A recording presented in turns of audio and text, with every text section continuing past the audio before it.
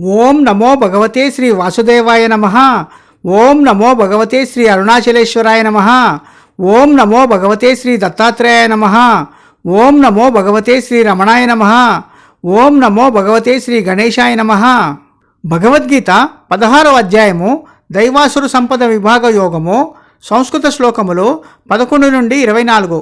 చింతామపరిమేయాంచ ప్రళయాంతాముపాశ్రితాః కామోపభోగపరమాః ఏతావదితి నిశ్చితాః ఆశాపాశశతైర్బద్ధాః కామక్రోధపరాయణాః ఈహంతే కామభోగార్థం అన్యాయేనార్థసంచయాన్. ఇదమద్య మయా లబ్ధం ఇమం ప్రాప్స్యే మనోరథం ఇదమస్తిదమపి మే భవిష్యతి పునర్ధనం అసౌ మయా హతశత్రుః హనిష్యే చాపరానపి ఈశ్వరోహమహం భోగి సిద్ధోహం బలవాన్ సుఖీ ఆఢ్యోభిజనవానస్మి కోన్యోస్తి సదృశో మయా యక్ష్యే దాస్యామి మోదిష్యే ఇత్యజ్ఞాన విమోహితాః అనేకచిత్త విభ్రాంతాః మోహజాల సమావృతాః ప్రసక్తాః కామభోగేషు పతంతి నరకేషు చ ఆత్మసంభావితాస్తబ్ధాః ధనమానమదాన్వితాః యజంతే నామ యజ్ఞైస్తే దంభేన విధిపూర్వకం అహంకారం బలం దర్పం కామం క్రోధం చ సంశ్రితాః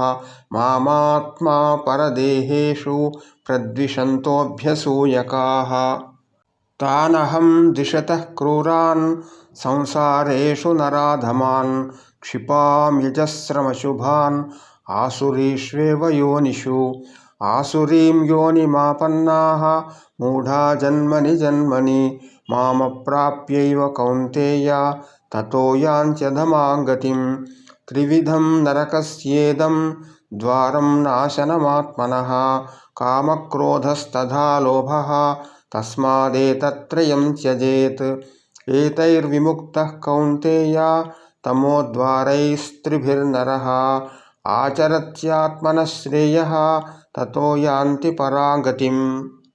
యశ్శాస్త్రవిధిముత్సృజ్య వర్తతే కామకారతః న స సిద్ధిమవాప్నోతి న సుఖం న పరాగతిం. తస్మాచ్ఛాస్త్రం ప్రమాణంతే కార్యాకార్యవ్యవస్థితౌ జ్ఞాత్వా శాస్త్రవిధానోక్తం కర్మ కర్తుమిహార్హసి. ఓం తత్సత్. ఇది శ్రీమద్భగవద్గీతాసు ఉపనిషత్సు బ్రహ్మవిద్యాయాం యోగశాస్త్రే శ్రీకృష్ణార్జున సంవాదే దైవాసుర సంపద్విభాగయోగో నామ షోడశోऽధ్యాయః. సర్వం శ్రీకృష్ణ పరబ్రహ్మార్పణమస్తు. భగవద్గీత 16వ అధ్యాయము దైవాసుర సంపద విభాగ యోగము. సంస్కృత శ్లోకములు 11 నుండి 24 సమాప్తము. భగవద్గీత 16వ అధ్యాయము దైవాసుర సంపద విభాగ యోగము. సంస్కృత శ్లోకములు 1 నుండి 24 అధ్యాయము సమాప్తము. భగవద్గీత 16వ అధ్యాయము దైవాసుర సంపద విభాగ యోగము. సంస్కృత శ్లోకములు 11 నుండి 24 తెలుగు అర్థములు.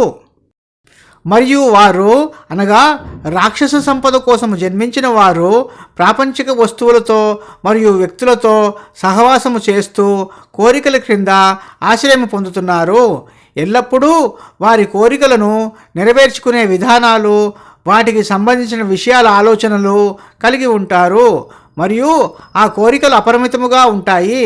వారు మరణము మరియు ప్రపంచ వినాశన సమయం వరకు కోరికలను త్యజించలేరు. ప్రాపంచిక వ్యక్తులతో మరియు ప్రాపంచిక విషయాలతో కలిసి కోరికలను అనుభవించడము మరియు ఆనందించడము మాత్రమే జీవిత ఉద్దేశమని వారు భావిస్తారు. కోరికలతో ముడిపడిన కార్యక్రమాలలో పాల్గొనడం కంటే గొప్పది ఏమీ లేదని వారు నిర్ణయించుకుంటారు మరియు వారు లక్షలాది విషయాలపై లోభముతో కూడిన అత్యాశకు కట్టుబడి వ్యక్తులతో వారి సహవాసముతో వాటిని అనుభవించాలని అనుకుంటారు. కోరికలు మరియు రగులుతున్న క్రోధము క్రింద ఆశ్రయము పొందడం ద్వారా వారు కోరికలకు అత్యంత ప్రాధాన్యత ఇస్తారు మరియు వారి అంతులేని కోరికలను నెరవేర్చుకోవడం కోసము వారు అన్యాయము మరియు మోసము యొక్క తప్పుడు మార్గాల ద్వారా చాలా సంపదను కోరుకుంటారు. నేను ఇప్పుడు ఈ కోరిక తీర్చుకున్నాను, భవిష్యత్తులో కూడా నేను ఈ కోరికను తీర్చుకోగలను. ఇప్పుడు నేను ఈ సంపద కలిగి ఉన్నాను, భవిష్యత్తులో కూడా నేను చాలా ధనము సంపాదించగలను. ఇప్పుడు ఈ నా శత్రువును చంపాను, నేను మిగిలిన శత్రువులను కూడా చంపగలను.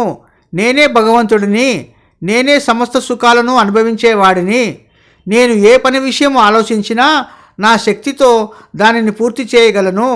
నేనే గొప్ప బలవంతుడిని, నేను విలాసవంతుడిని, నేనే అత్యంత సంపన్నుడిని, నేను గొప్ప వంశములో పుట్టినవాడిని.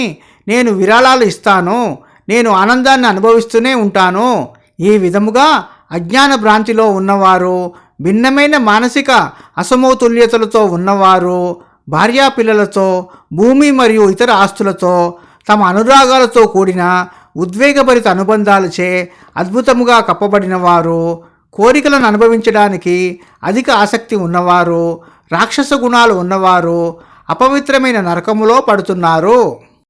తమను తాము గొప్ప వ్యక్తులుగా భావించి ఎటువంటి విధేయత మరియు గౌరవము లేకుండా వారి సంపద యొక్క అహంకారముతో, వారి క్రూరమైన కామశక్తితో సహవాసము చేయడం ద్వారా వారి బలాలు, గర్వము, కోరికలు మరియు క్రోధముల యందు అద్భుతమైన ఆశ్రయము పొందడం ద్వారా, నన్ను ద్వేషించడం ద్వారా వారు తమ అసూయతో కూడి ఉండి రాక్షస గుణాలు కలిగిన వ్యక్తులు వారి గర్వముతో గొప్ప వ్యక్తులుగా గొప్పలు చెప్పుకుంటూ యజ్ఞాలు చేయడానికి ప్రాచీన శాస్త్ర గ్రంథాలు సూచించిన విధానాలకు విరుద్ధముగా పేరు కోసము వారు యాగములు చేస్తారు. ఆ విధముగా నేనే సమస్త జీవులలో ఆత్మగా నివసించేవాడిని.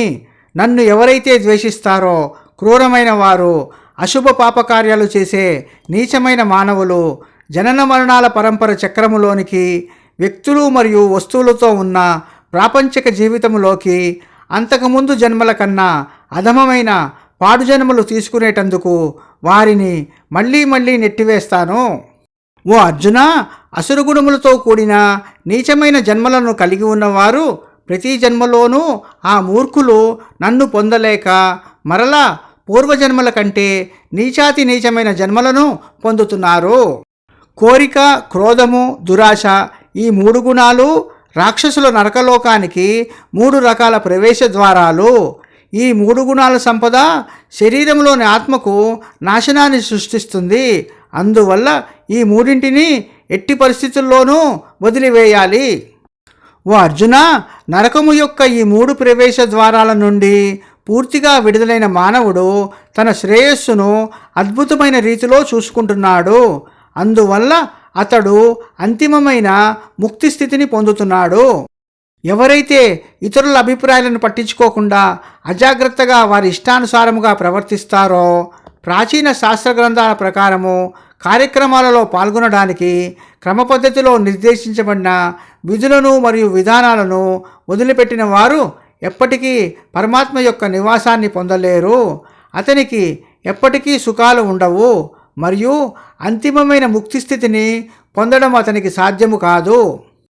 చేయవలసినవి మరియు చేయకూడనివి చక్కగా నిర్వచించబడిన ప్రాచీన శాస్త్ర గ్రంథముల ద్వారా ప్రమాణీకరించబడ్డాయి.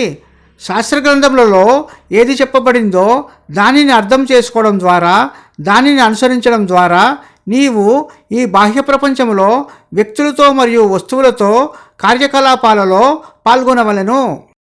భగవద్గీత 16వ అధ్యాయము దైవాసుర సంపద విభాగ యోగము సంస్కృత శ్లోకములు 11 నుండి 24, తెలుగు అర్థములు సమాప్తము.